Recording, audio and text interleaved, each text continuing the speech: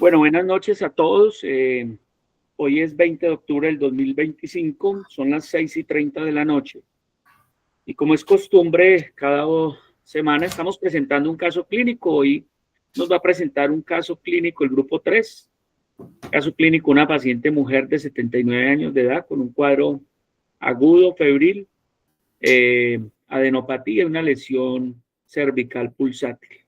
Grupo, bien pueda, tienen el tiempo, ustedes son los dueños. El que va presentando, prende el videíto, por favor. Cada persona que va presentando, gracias. Listo, Doc. Bueno, buena tarde para todos. En el día de hoy, como grupo número 3, vamos a hablar sobre el proceso diagnóstico versión Duque. Este proceso se desarrolla paso a paso a partir de una historia clínica y busca orientar de manera lógica y ordenada la toma de decisiones médicas. Esto comienza con el paso 0, que es la historia clínica, luego sigue el paso 1, resumen de datos positivos, el paso 2, agrupación en síndrome, paso 3, diagnósticos diferenciales, paso 4, correlación clínica-paraclínica, el paso 5, explicación fisiopatológica, paso 6, conclusiones diagnósticas, paso 7, operador conceptual y finalmente el paso 8, que es el plan de acción y tratamiento. En conjunto, estos pasos permiten llegar a un diagnóstico claro, sustentando de esta manera un plan terapéutico adecuado. Entonces vamos a iniciar con el paso 0, que es correspondiente a la historia clínica, donde tenemos una paciente de sexo femenino de 79 años de edad, no se especifica su procedencia ni su ocupación. El motivo de consulta es fiebre de 3 días de evolución acompañada de dolor en la fosa renal izquierda. En cuanto a la enfermedad actual, se trata de una mujer de 79 años sin antecedentes personales de importancia conocidos que presenta fiebre de 3 días asociado a dolor localizado en la fosa renal izquierda. No refiere a otros síntomas acompañantes como lo son disuria, náuseas, vómitos, tos y ni síntomas respiratorios o digestivos. El dolor es descrito en la línea media posterior a nivel de la cresta ilíaca izquierda sin irradiación y no se reporta uso previo de antibióticos ni automedicación. En los antecedentes personales y familiares, la paciente niega enfermedades crónicas como hipertensión, diabetes, enfermedad renal o pulmonar y tampoco refiere intervenciones quirúrgicas previas. No se mencionan alergias ni medicamentos actuales y en los antecedentes familiares no se reportan datos relevantes. Tampoco se hace referencia al consumo de tabaco o alcohol y desde la dimensión biopsicosocial no se reportan alteraciones cognitivas, dependencia funcional ni problemas de soporte familiar. En la revisión por sistema, los datos son limitados, pero de la información disponible se destaca lo siguiente, en donde el sistema constitucional la paciente presenta fiebre sin pérdida de peso ni astenias reportadas. En el sistema urinario no refiere disuria, polaquiuria ni hematuria.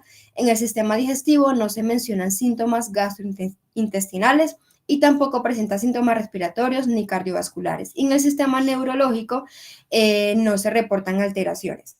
En cuanto al examen físico, la temperatura registrada fue de 37.5 grados centígrados, correspondiente a una febrícula, y el resto de los signos vitales, como la tensión arterial, la frecuencia cardíaca y la frecuencia respiratoria y la saturación de oxígeno, no fueron reportados. Dentro de los hallazgos positivos se describen una adenopatía laterocervical izquierda de carácter pulsátil y dolor en la fosa renal izquierda, localizado en la línea media posterior a nivel de la cresta ilíaca izquierda. Entre los hallazgos negativos no se mencionan edemas, soplos, exantemas ni otros signos sistémicos relevantes. En la representación del problema clínico, utilizando el modelo RIDEA, se recopilan los datos más relevantes, como lo son fiebre de 3 días, dolor en la fosa renal izquierda y la presencia de una adenopatía laterocervical pulsátil, que se encuentran pues en una mujer de 79 años sin antecedentes conocidos.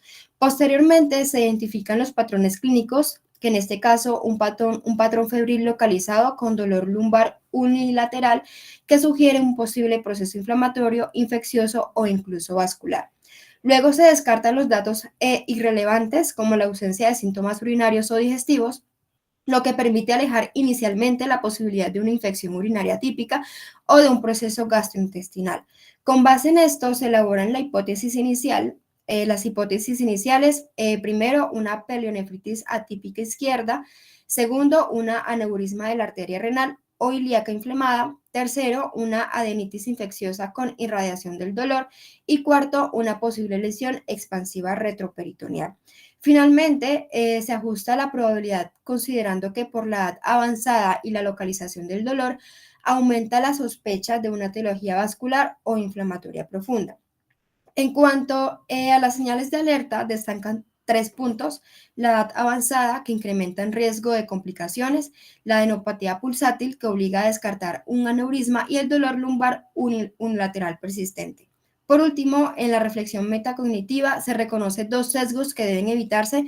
Primero, el sesgo de anclaje, que sería asumir de inmediato una infección urinaria sin evidencia de síntomas urinarios, y el sesgo de disponibilidad, que consiste en centrarse solo en patologías frecuentes y olvidar las causas vasculares como un aneurisma o una arteritis. De esta manera, el razonamiento clínico se mantiene pues amplio, integrando tanto las causas infecciosas como las vasculares, para orientar en este caso la forma precisa con los pasos siguientes del proceso diagnóstico. Ahora pues vamos a adentrarnos en el paso 1, que son los resúmenes de datos positivos. En esta parte realizamos la clasificación de datos positivos, negativos y las señales de alerta del caso. Primero, dentro de los datos positivos encontramos fiebre de 3 días de evolución, que es un signo cardinal de un proceso inflamatorio o infeccioso; dolor en la fosa renal izquierda, en la línea media posterior, lo que sugiere compromiso de estructuras retroperitoneales o renales; adenopatía laterocervical izquierda pulsátil, que significa un hallazgo anormal que puede estar asociado a una masa vascular o a un aneurisma; y finalmente, la edad de 79 años, que constituye un factor de riesgo para patologías vasculares o infecciones complicadas. En cuanto a los datos negativos, la paciente no presenta síntomas urinarios como la disuria o polaquiuria, lo cual disminuye la probabilidad de infecciones urinarias bajas. Tampoco hay síntomas digestivos como lo son las náuseas, diarrea o dolor abdominal, por lo que se descarta compromiso gastrointestinal. Y no presenta síntomas respiratorios ni cardiovasculares, lo que reduce la posibilidad de un foco infeccioso o endocarditis. Por último, en las señales de alerta se identifican 3 puntos importantes, que es la edad avanzada, que aumenta el riesgo de complicaciones vasculares e infecciosas; adenopatía pulsátil, que sugiere un componente vascular y nos hace pensar en un posible aneurisma; y el dolor lumbar unilateral persistente, que podría indicar inflamación retroperitoneal, un absceso o incluso una aneurisma inflamado.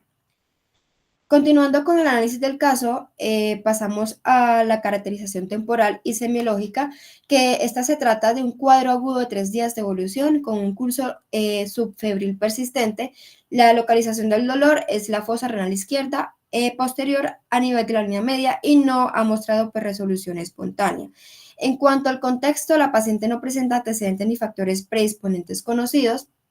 Luego, los factores de riesgo relevantes, encontramos varios elementos importantes. La primera, que es la edad avanzada, como lo mencionamos anteriormente, pues que este puede predisponer tanto a aneurisma como procesos inflamatorios retroperitoneales. También el sexo femenino, que aunque presenta menos riesgo de aneurisma que el masculino, no lo excluye. Y finalmente, la ausencia de comorbilidades conocidas, lo cual limita otras hipótesis como pielonefritis, sobre un riñón previamente dañado o pues neoplasias metastásicas. Por último, en la evaluación de coherencia clínica, todos estos datos son coherentes con un síndrome febril localizado en el flanco izquierdo posterior, acompañado de un signo físico llamativo, que es la adenopatía o masa pulsátil. Continuando con el paso 5, que es el cálculo de la probabilidad preprueba. En este caso se analizaron 8 hallazgos clínicos en total, de los cuales 4 resultaron positivos y relevantes. Esto nos da una probabilidad preprueba del 50%, lo que significa que con los datos clínicos iniciales hay una posibilidad intermedia de que la paciente tenga una entidad infecciosa o inflamatoria significativa. Este valor intermedio justifica la realización de pruebas dirigidas en los pasos posteriores, especialmente cuando se llega a la correlación clínica-paraclínica, que este sería en el paso 4. Luego, en la reflexión y metacognición, aquí se busca reconocer los sesgos cognitivos que podrían afectar el razonamiento clínico. Por ejemplo, el sesgo de anclaje, que sería asumir una pielonefritis solo por la fiebre y el dolor lumbar. El sesgo de representatividad, que al descartar una causa vascular solo por tratarse de una mujer. Y el sesgo de confirmación, al buscar únicamente signos que apoyan una hipótesis infecciosa. Para evitar estos errores, se recomienda aplicar estrategias de desviación, como mantener la mente abierta a otras causas menos comunes, analizar los patrones sindromáticos antes de emitir un diagnóstico y replantear la hipótesis conforme aparezcan nuevos datos clínicos o paraclínicos. Bueno, ahora siguiendo con el paso 2, vamos a hablar sobre la agrupación de síndromes. Aquí lo que queremos mostrar es el objetivo más la recolección de hallazgos clínicos. Entonces, en este caso aplicamos la metodología de R-IDEA, que sirve para agrupar hallazgos clínicos con síndromes coherentes y así facilitar la elaboración de diagnóstico diferencial. En la fase de recolección encontramos fiebre de 3 días, dolor en la fosa ilíaca, dolor en fosa renal izquierda, adenopatía laterocervical pulsátil, febrícula y ausencia de síntomas urinarios. También se resalta la edad de 79 años porque aumenta el riesgo de enfermedades vasculares o infecciones atípicas. Con esto tenemos una base clara de datos relevantes para analizar el análisis sintomático. Ya en la identificación de patrones y descarte, lo que vamos a hacer es en el paso I, es la identificación de patrones. Reconocemos dos síndromes principales: el síndrome de febril localizado, sustentado por la fiebre y el dolor en la fosa renal izquierda. Este patrón sugiere un proceso infeccioso inflamatorio o incluso neoplásico localizado. El segundo es un síndrome de masa o pulsación vascular anómala, evidenciado por la adenopatía laterocervical pulsátil, que orienta a una posible causa vascular como un aneurisma o una infiltración inflamatoria que transmite pulso. Se plantea incluso una posible coexistencia de ambos síndromes, uno infeccioso y otro vascular.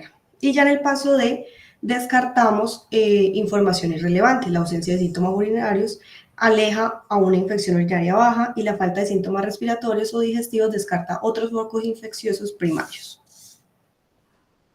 Con esto elaboramos una hipótesis y así ajustamos la probabilidad. En el paso E elaboramos pues la hipótesis diagnósticas iniciales a partir de los síndromes. Para el síndrome febril localizado, las posibilidades incluyen una pielonefritis atípica o un absceso retroperineal, un proceso inflamatorio vascular como un aneurisma inflamado o una neoplasia con fiebre tumoral. En el síndrome de masa o pulsación vascular, la hipótesis van desde un aneurisma de arteria ilíaca o renal hasta una adenopatía inflamatoria pulsátil. Luego, en el paso A, ajustamos la probabilidad diagnóstica. Entonces, en una mujer de 79 años puede haber aneurisma aórtico o ilíaco, aunque es menos frecuente en hombres. La ausencia de síntomas urinarios reduce la probabilidad de una infección urinaria, pero la combinación de fiebre y dolor localizado eleva mucho la posibilidad de un síndrome inflamatorio retroperitoneal con una probabilidad de entre el 50 y 70%. Finalmente, se realiza una evaluación global del proceso de R-IDEA. La recolección de datos fue casi completa de 9 sobre 10, la identificación de patrones obtuvo un 8, el descarte de irrelevantes fue muy bueno y la elaboración de hipótesis y ajuste probabilístico también fueron adecuados con una puntuación global de 8.2 sobre 10, lo cual refleja una buena estructuración clínica. En la parte de reflexión y metacognición se analizan posibles errores de razonamiento, el sesgo de disponibilidad por pensar de inmediato infecciones urinarias comunes, el sesgo de representatividad al asumir que una adenopatía no podría tener origen vascular, y el sesgo de cierre prematuro, que es quedarse con la primera hipótesis sin explorar nada más. Para evitar estos errores se proponen 3 estrategias: mantener activos los 2 ejes diagnósticos, infeccioso y vascular, usar razonamiento comparativo entre patrones típicos y atípicos, y esperar los paraclínicos antes de confirmar el diagnóstico. Bueno, ya para el paso 3 tenemos los diagnósticos diferenciales, que tenemos los dos diagnósticos pues de base, que va a ser el síndrome febril localizado y el síndrome de masa pulsación vascular. En cuanto al brainstorming, nos dio seis diagnósticos diferenciales, en donde tenía la infección vascular y también tumores. En cuanto a los, bueno, hay que tener en cuenta que estas tres causas en sí comparten también síntomas y signos que van a ser la fiebre y dolor en fosa renal. Bueno, en cuanto al Bone Score, tenemos que nos arrojó 3 tipos de puntaje, que fue 3 con 7 puntos, 2 con 6 puntos y 1 con 5 puntos. Cabe decir que los puntajes más altos nos ayudan a dar con un diagnóstico certero. Entonces, sigue.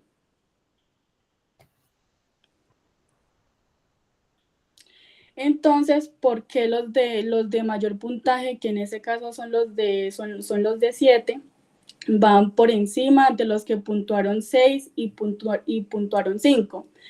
Porque estos implican mayor riesgo de que hagan sepsis o de que haga una ruptura fatal, por lo que estos merecen de cierta forma que se le hagan estudios complementarios en el paso 4.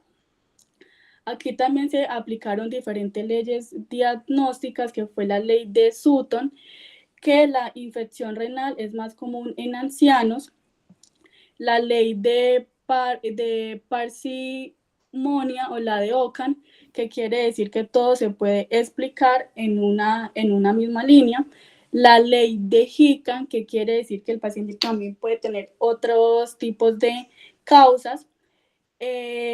También priorizar otras causas letales, como las que puntuaron 7 puntos, y la ley de Agatha Christie, que en este caso va a ser la escena, que va a ser el retroperitoneo, el arma, que va a ser la infección, y el cómplice, que va a ser la edad y la fragilidad vascular. Y también tenemos que tener en cuenta vigilar sesgos, que en este caso va a ser el anclaje, la representatividad y el cierre prematuro.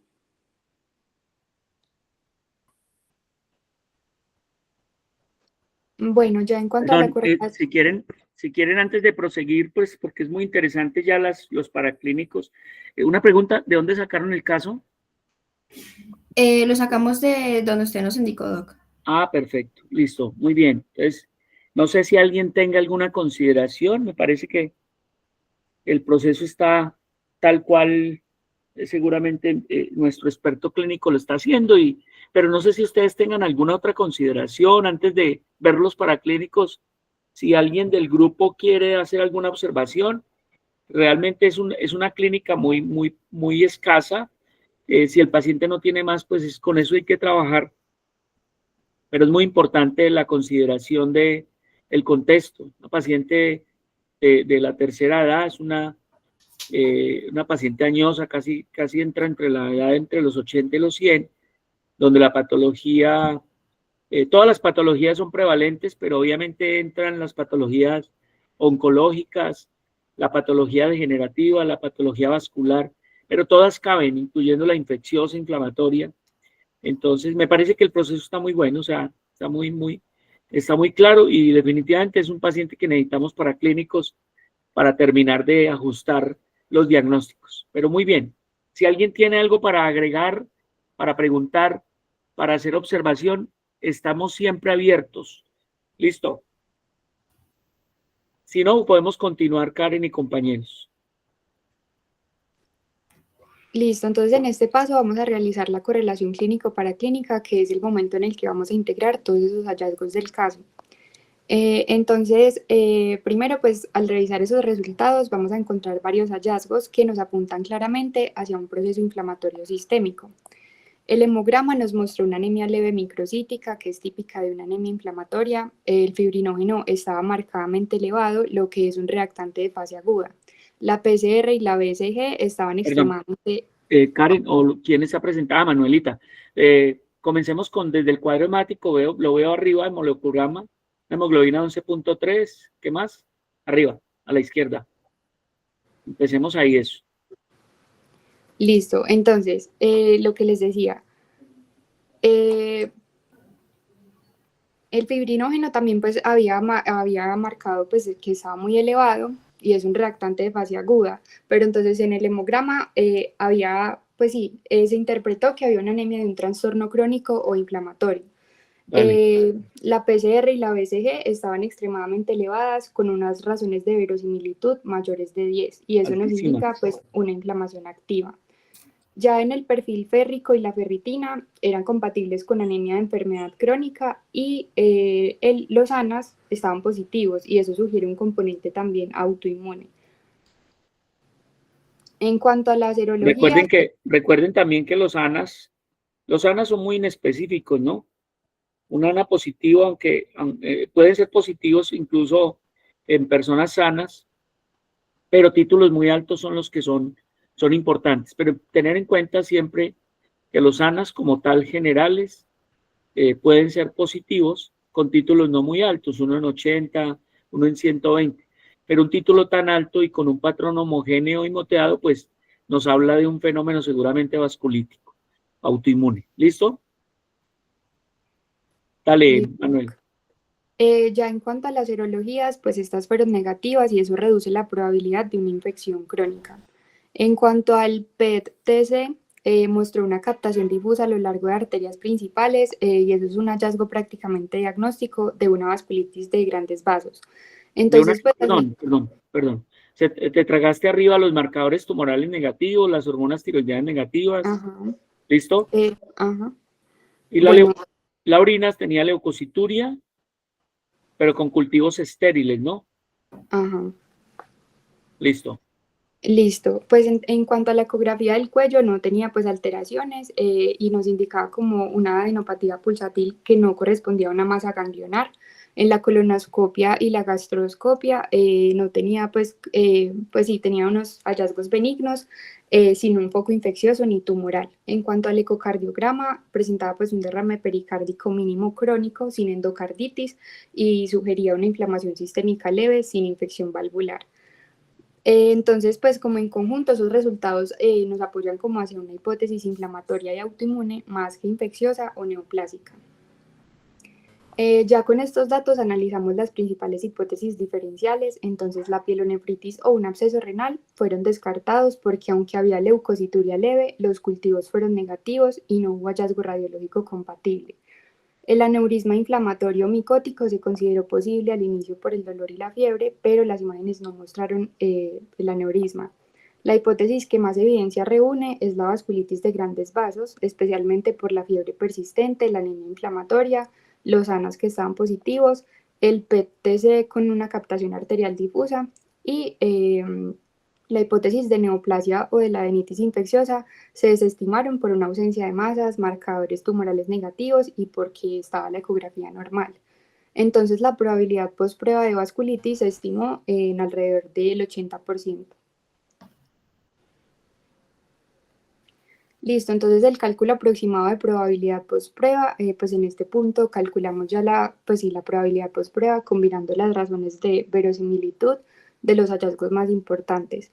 Entonces la PCR y la BCG estaban elevadas y aportan una LR mayor de 10, el PET-TC positivo alrededor de 15 y los ANAS positivos cerca de 5. Al sumar la fuerza de esas evidencias, la razón de verosimilitud global supera 50, lo que multiplica la probabilidad inicial por 5 a 10 veces. En términos pues, generales, la probabilidad final de vasculitis de grandes vasos es del 80 al 90%, y eso se interpreta como un proceso inflamatorio autoinmune con compromiso de arterias principales que es coherente con una arteritis de grandes vasos. En cuanto a la integración multimodal, tenemos pues que al integrar todos esos dominios de laboratorios clínicos de imagen se observa una clara convergencia hacia un diagnóstico inflamatorio autoinmune y clínicamente pues se presentaba fiebre, dolor localizado, en el laboratorio pues inflamación intensa con autoinmunidad positiva y por imagen el PET se confirma una inflamación arterial. Siguiente, por favor. Pues ya en cuanto a pues, a la reflexión y la metacognición, es importante destacar esos sesgos corregidos durante el proceso. Entonces evitamos el sesgo de anclaje al no quedarnos con la infección urinaria inicial, el sesgo de género al recordar que la vasculitis no es exclusiva de los hombres, y el sesgo de cierre prematuro al esperar la evidencia multimodal antes de concluir. Y finalmente, pues la reflexión es que la clave diagnóstica no estaba en una infección ni en una masa, sino en reconocer la inflamación arterial sistémica, que el PET-TC con una sensibilidad del 90% y una especificidad del 85% fue decisivo para confirmar la fisiopatología de este cuadro clínico.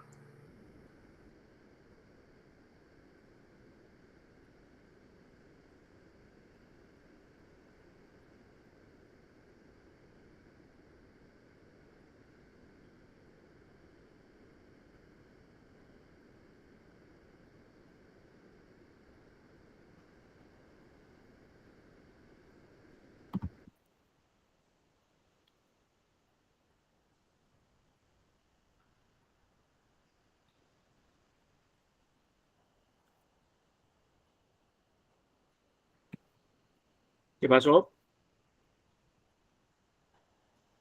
Un momento, Doc, qué Dale, pena. dale.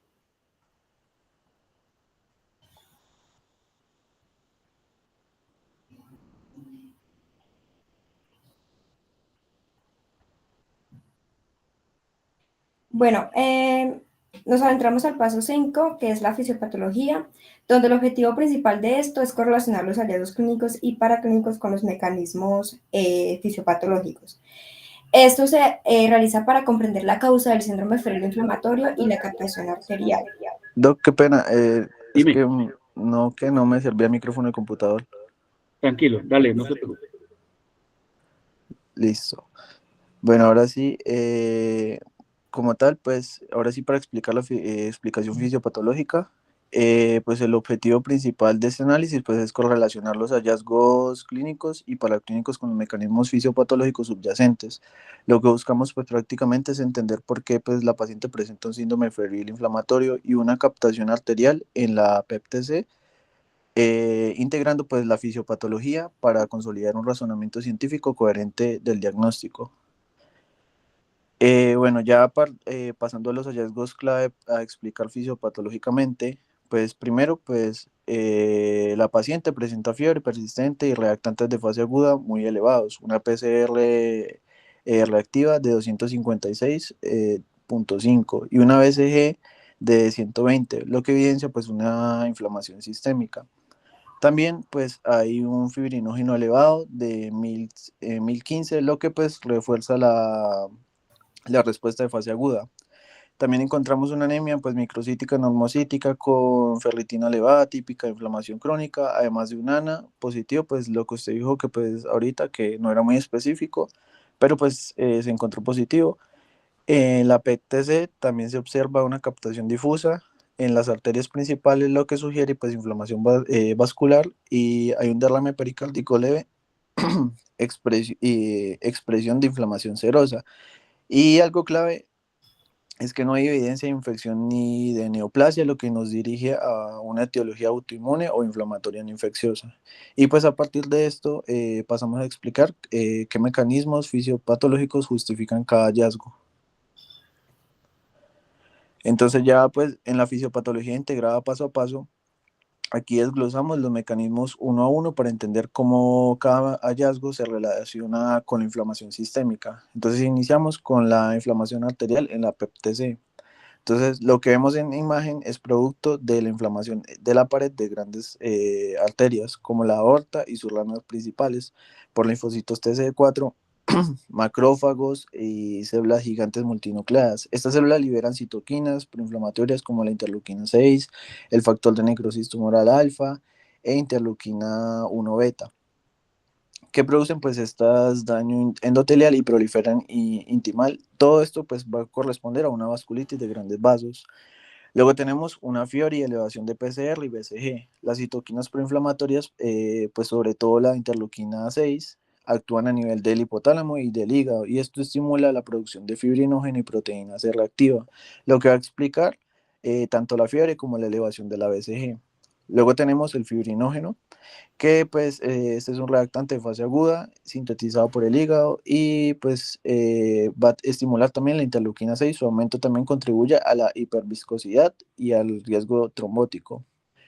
Luego tenemos la anemia de enfermedad crónica. Esta pues induce la síntesis de hepcidina, una hormona que es hepática, que bloquea la liberación de hierro y desde los macrófagos y reduce pues la absorción intestinal. Pues el resultado va a ser que haya hierro y transferrina bajos, pero pues la ferritina va a estar alta. El ANA positivo, pues este resultado refleja una activación policlonal de linfocitos B en el contexto de una respuesta autoinmune sistémica y pues no es específico lo que decía ahorita el doctor, pero pues indica un proceso inmunitario activo. Luego tenemos el derrame pericárdico leve, que pues esto se debe a la extensión de la inflamación hacia las serosas, es decir, una serositis leve. Y por último tenemos una ausencia de bacterias, pues finalmente pues los cultivos salieron negativos, confirma que se trata de una activación inmunitaria estéril, mediada pues, por mecanismos autoinmunes y no por infección. Pues. Bueno, ya pasando, ahora tenemos la fisiopatología global con un modelo integrador. Entonces ahora lo que vamos a hacer es pues integrar todo en un modelo fisiopatológico completo que va a explicar la enfermedad paso a paso. Entonces como fase inicial va a haber un disparador inmunitario. Entonces, ¿qué pasa acá? Los factores ambientales o antigénicos, aún pues son desconocidos, activan células dendríticas en la adventicia arterial. Luego va a pasar una fase inflamatoria en donde se van a reclutar linfocitos TCD4 que van a producir interferón gamma e interleuquina 6, generando inflamación granulomatosa en la pared vascular. Luego pasamos a la fase de daño estructural. En esta fase lo que va a haber es una inflamación que va a inducir una proliferación intimal causando estenosis u en otros casos pues dilatación arterial. Y por último pues tenemos la fase sistémica. En este caso los mediadores inflamatorios circulan produciendo fiebre, anemia, elevación de reactantes de fase aguda y derrames serosos. Ya pues como resultado final vamos a tener que es una inflamación de grandes vasos, aortas, ilíacas, carótidas, con manifestaciones sistémicas compatibles con un síndrome inflamatorio febril autoinmune. Luego tenemos la correlación con diagnóstico probable, que en este caso cuando integramos todos los hallazgos, el diagnóstico fisiopatológico más probable es una vasculitis de grandes vasos. ¿Por qué? Pues por la edad y patrón se puede pensar en una arteritis de células gigantes o en una arteritis de Takayasu pues en un paciente anciano. En cuanto a esto, pues también el eje central de la inflamación es la interleuquina 6, lo que explica la buena respuesta a terapias dirigidas como tocilizumab o anticorticoides. Y pues el dolor retroperitoneal puede explicarse por compromiso inflamatorio de la aorta abdominal o de las arterias ilíacas. Ya cuanto a la reflexión y la metacognición, pues finalmente esta reflexión metacognitiva hay dos aprendizajes clave, que primero es evitar riesgos. Pues al inicio se pensó en una infección renal simple, pues, pero pues al corregir los mecanismos fisiopatológicos se descubrió de un proceso autoinmune sistémico, pues es decir, se evitó el riesgo de sesgo de simplificación. Y pues en cuanto al otro es el razonamiento causal, que pues reforzamos la importancia de pensar en casualidad y mecanismos, no solo en etiquetas diagnósticas, y pues aplicamos el principio de razonamiento complejo del síntoma al sistema y pues del sistema al mecanismo. Y pues en resumen, esta correlación fisiopatológica nos permitió pues transformar una hipótesis clínica simple en un diagnóstico fundamentado en mecanismos inmunológicos. Muy bien.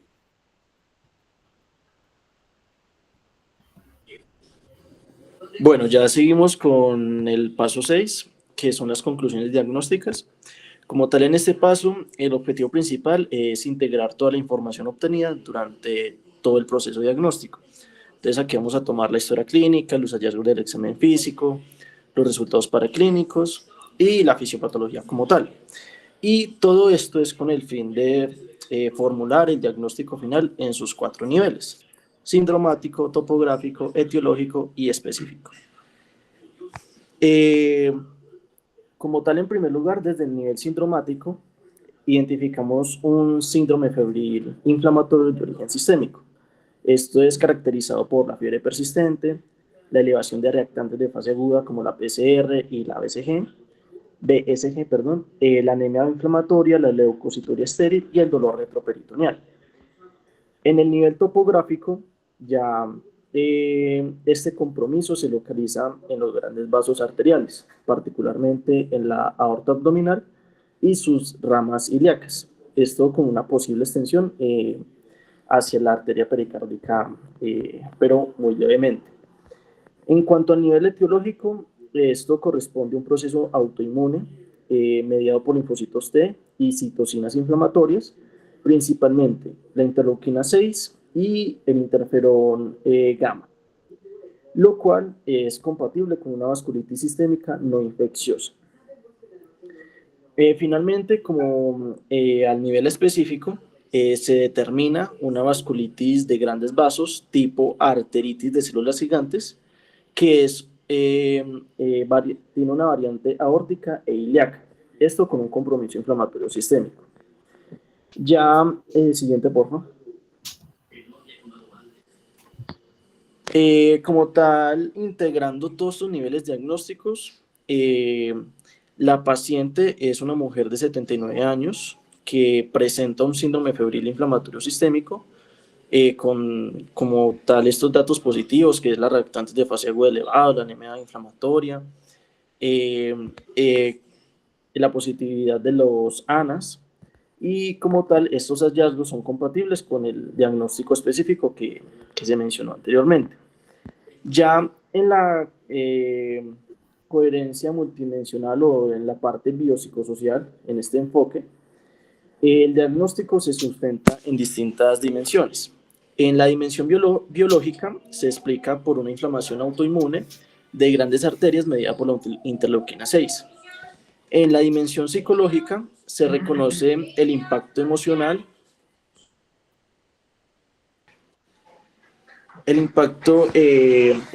que conlleva un diagnóstico crónico en una paciente de edad avanzada, con riesgo de ansiedad o depresión por la pérdida de su funcionalidad. En la dimensión social se destaca la importancia del apoyo familiar y el seguimiento médico frecuente. En la dimensión funcional puede haber fatiga y riesgos de complicaciones vasculares como estenosis o aneurismas. Y finalmente, en la dimensión cultural educativa, aquí la paciente debe recibir educación sobre la naturaleza autoinmune de su enfermedad y la importancia como tal de la adherencia al tratamiento inmunosupresor. Aquí vamos a hacer la revisión de la consistencia diagnóstica, donde se evaluó la coherencia interna del diagnóstico y encontramos que se explican todos los hallazgos clínicos y paraclínicos, existe correlación fisiopatológica demostrada, se descartaron causas infecciosas y neoplásicas y cumple con los criterios de coherencia tanto multidimensional, abarcando aspectos biológicos, psicológicos y sociales. Finalmente, también reflexionamos sobre los errores cognitivos evitados durante el proceso diagnóstico. ¿Cuáles fueron? El sesgo de cierre prematuro, que fue evitado al no concluir un origen infeccioso sin una evidencia suficiente. También el sesgo de representatividad. Esto es corregido al recordar que esta vasculitis también puede presentarse en mujeres. Y por último, el sesgo de disponibilidad. Esto por lo que fue controlado al considerar esta enfermedad que es menos frecuente, pero que es coherente con el cuadro que presentó la paciente. Ya para el paso 7, que es el operador conceptual del diagnóstico específico, tiene como un propósito representar gráficamente el diagnóstico principal, mostrando las relaciones jerárquicas entre conceptos médicos. Entonces vamos a hacerlo paso a paso. Como tal, en el diagrama partimos del género próximo, que como tal aquí se agrupan a las enfermedades autoinmunes sistémicas e inflamatorias. Luego están las especiaciones inclusoras, que en este caso son los procesos de vasculitis con inflamación granulomatosa, y compromiso de arterias de gran calibre. Y las exclusoras, que descartan como tal las etiologías infecciosas, las neoplásicas o las medicamentosas. En el otro nivel, que son las isoordinadas, se diferencian la arteritis de Takayasu y la arteritis de células gigantes, ya que la primera afecta a mujeres jóvenes, mientras que la segunda se presenta en adultos mayores. En las infraordinadas se reconocen las variantes clínicas como la forma craneal, la forma órtica o la extracraneal, como en este paciente, y como tal es la forma física, la forma mixta. Y finalmente las heteroordinadas incluyen entidades como mecanismos o manifestaciones comparables, como la poliarteritis nodosa, la granulomatosis con poliangeitis o de Wegener, y los aneurismas micóticos de origen infeccioso. Rafa, un momentico, devuélvase esa imagen, la hizo GPT. Sí, señor. Qué bueno, pues se está tratando de aproximar. Ya me toca a mí darle una instrucción porque veo que está construyendo, está tratando de construir un operador conceptual que tiene otra, digamos, otra distribución, pero es muy decente, es muy decente. Ahí para de pronto ayudarles, después de que se haga la especiación, en donde las inclusoras son todas las enfermedades que pertenecen al género próximo, y las exclusoras son otro tipo de enfermedades de vasculitis, puede ser, no necesariamente este tipo de vasculitis, y después aparece lo que es la cualidad esencial y la diferenciación específica, en donde la cualidad esencial es la definición y la diferenciación específica es que hace única el concepto de arteritis de células gigantes y que lo diferencia de las demás. Y la parte de infraordinal, básicamente la clasificación, el tratamiento y todas esos, a eso se refiere infraordinadas.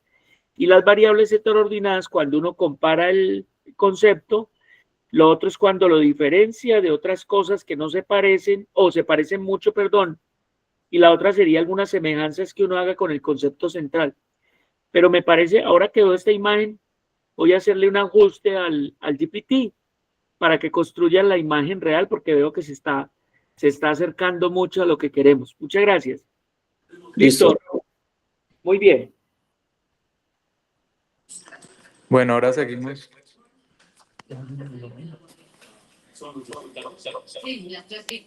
Dale, Brian. Ahora seguimos con el paso 8. En este paso, pues vamos a hablar del plan de acción y tratamiento para nuestra paciente. Aquí lo que buscamos no es solamente controlar la inflamación vascular propia de la vasculitis de vasos grandes, sino que pues también buscamos plantear un manejo integral que incluya también los aspectos emocionales, funcionales y preventivos para la paciente. Entonces no nos vamos a enfocar solo en los medicamentos, sino que también pues en el bienestar general de la paciente, su adherencia, su calidad de vida, la prevención de complicaciones a largo plazo, entre otros. Bueno, aquí vemos como tal las estrategias farmacológicas que se van a implementar en la paciente. Entonces, en primer lugar, el objetivo inicial es lograr un control inflamatorio rápido, para lo cual se utiliza pues la prednisona a dosis de 1 miligramo por kilo al día con un máximo de 60 miligramos. Posteriormente se hace un descenso progresivo durante 6 a 12 meses guiado por los niveles de PCR. En segundo lugar, tenemos el modulador inmunológico, que aquí pues utilizamos el tocilizumab. Este pues es un anticuerpo monoclonal que bloquea la interleuquina 6. Una de las citoquinas pues es clave en la fisiopatología de la vasculitis. Esta se puede aplicar de forma subcutánea, semanal o intravenosa mensual. Como terapia coayudante se utiliza el metrotexato junto con el ácido fólico, que ayuda a reducir, digamos, las dosis de corticoides y prevenir recaídas. Además, se inicia aspirinas a dosis bajas como medida de prevención trombótica y finalmente se recomienda una protección gástrica y ósea con un inhibidor de bomba de protones y calcio y pues vitamina D para disminuir, digamos, los efectos adversos del tratamiento prolongado con los esteroides. Bueno, acá podemos ver, digamos, el fundamento fisiopatológico del tratamiento que estamos usando. Vamos entonces a empezar por el corticoide. Su función principal, como les dije, era inhibir la liberación de las citoquinas proinflamatorias, como la interleuquina 6, el factor de necrosis tumoral alfa, el interferón gamma. Y con esto, pues, se logra frenar el proceso inflamatorio sistémico que es característico de esta vasculitis. El tocilizumab actúa bloqueando directamente el receptor de interleuquina 6, que es el eje central de la fisiopatología de esta enfermedad, y por eso se considera un tratamiento biológico más específico para la paciente. El metrotrexato, pues ya les dije, va a suprimir la activación de los linfocitos, ayudando a modular la respuesta inmune y permite reducir las dosis que vamos a aplicar de corticoides a la paciente. Y el ASA se usa a dosis bajas para prevenir eventos trombóticos, ya que la inflamación vascular aumenta los riesgos de oclusión arterial. Los IVP junto con el calcio y la vitamina D se utilizan para prevenir complicaciones del tratamiento como gastritis, la osteoporosis, que pueden ser estos pues, efectos adversos del uso de los corticoides. En cuanto a estrategias no farmacológicas, en primer lugar, pues la educación a la paciente y a la familia, esto es muy clave. Se debe explicar la naturaleza autoinmune de la enfermedad, la importancia de la adherencia al tratamiento y de asistir a los controles periódicos, pues esto como para mejorar la comprensión y evitar abandonos del manejo. En segundo lugar, pues tenemos la rehabilitación funcional con ejercicios suaves, fisioterapia. Ayuda esto pues a mantener la movilidad, a prevenir la rigidez, a controlar la fatiga, que suele ser un síntoma muy frecuente en este tipo de patologías. También es importante el apoyo psicológico, ya que el diagnóstico pues, es una enfermedad crónica, puede generar ansiedad o depresión. Pues se recomienda una terapia cognitivo-conductual o la participación de la paciente en grupos de apoyo.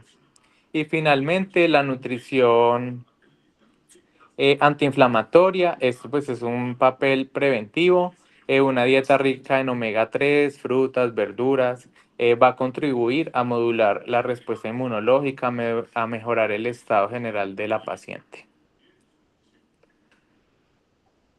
En cuanto a las medidas preventivas y de monitoreo, tenemos el monitoreo clínico, se debe evaluar constantemente los síntomas de tensión arterial, el peso, los posibles efectos adversos de los medicamentos.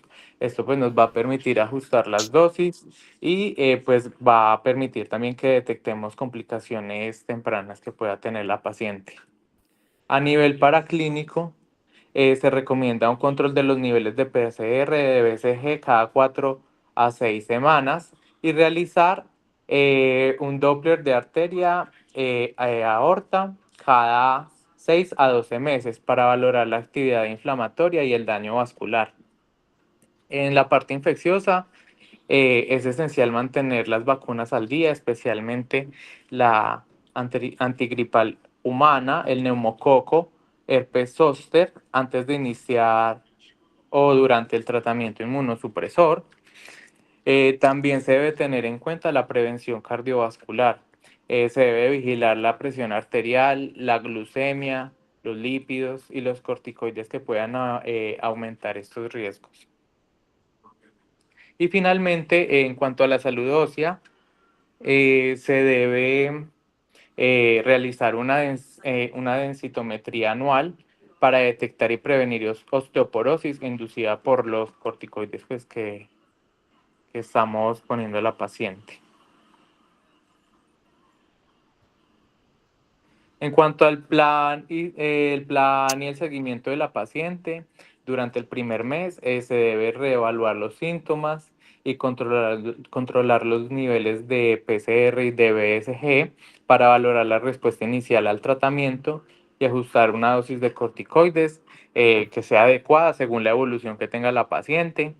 Luego, cada 3 meses es importante realizar un control de la adherencia de la paciente al tratamiento y evaluar los posibles efectos adversos de los medicamentos, especialmente pues, los inmunosupresores, que serían como los que nos pueden generar más complicaciones. A los 6 meses se recomienda una imagen vascular, el Doppler, para verificar si persiste inflamación o daño de las arterias principales. Y de forma anual se recomienda realizar una valoración integral que incluya los aspectos médicos, psicológicos, funcionales, y así asegurar un enfoque completo que contemple tanto la parte física como el bienestar emocional de la paciente. En cuanto a la reflexión y metacognición, en primer lugar, pues hablamos de la inercia terapéutica. ¿Qué ocurre cuando se mantienen los corticoides sin ajuste? Incluso cuando los marcadores inflamatorios ya están controlados. Eso puede generar efectos adversos innecesarios. En segundo lugar, pues la suspensión precoz, que pues al detener el tratamiento antes de tiempo, sin tener evidencia objetiva de una mejoría completa de la paciente, nos va a aumentar el riesgo de recaídas y complicaciones vasculares. Por último, la omisión biosocial, nos habla como de olvidar aspectos emocionales y funcionales de la paciente, centrándonos solo en lo biológico. Y pues recomendamos en este tipo de enfermedades crónicas que el tratamiento debe ser muy integral y humano, considerando la salud física, la salud mental y social para lograr una respuesta de la paciente y una recuperación completa y sostenible. Muy bien, grupo 3. Muy bien, Brian y compañeros. Muy bien, mire, aparentemente con un caso, este caso llega a un servicio de urgencias o una consulta externa y seguramente dentro de ese problema de sesgo de anclaje, sesgo de disponibilidad y sesgo de confirmación, ese paciente que lo único que piensan es que puede tener una infección urinaria y se le olvida que todo el resto de patologías existan. Claro, un cuadro apenas de 3 días, uno esperaría un cuadro de casi un síndrome febril prolongado, un síndrome de dolor sobre trayectos vasculares. No es la presentación habitual, por ejemplo, de una arteritis de células gigantes, donde casi siempre ocurre más en hombres después de los 50 años y llama la atención el dolor especial sobre las arterias temporales, esta presentación de arterias viscerales, de aorta y otras, pues relativamente es una presentación atípica, o la consideración de la famosa enfermedad sin pulso, de supraórtica, la enfermedad de Takayasu, que ocurre en personas más jóvenes, después de los 40 años, pero hay una característica y es la ausencia de pulso, sobre todo en los vasos supraórticos. Entonces, caso muy interesante. Espero que sigan aprendiendo de este proceso. Espero que esto los ayude a tener pensamiento complejo, a pensar en la integralidad como lo pretende el egresado QE, y yo creo que este proceso les ayuda a eso. No sé si hay alguna pregunta, alguna observación. Les pido por favor me envíen al grupo el PDF o la presentación, como la quieran enviar. Está muy buena y cada vez, como decimos, cada vez mejor. No sé, ¿alguna pregunta, alguna observación? Y si no, pues el examen se les abre en 6 minuticos para que lo presenten y ojalá les vaya bien. ¿Listo? ¿Ninguna observación? ¿Preguntas? Muchas gracias a todos. Vamos a parar la grabación.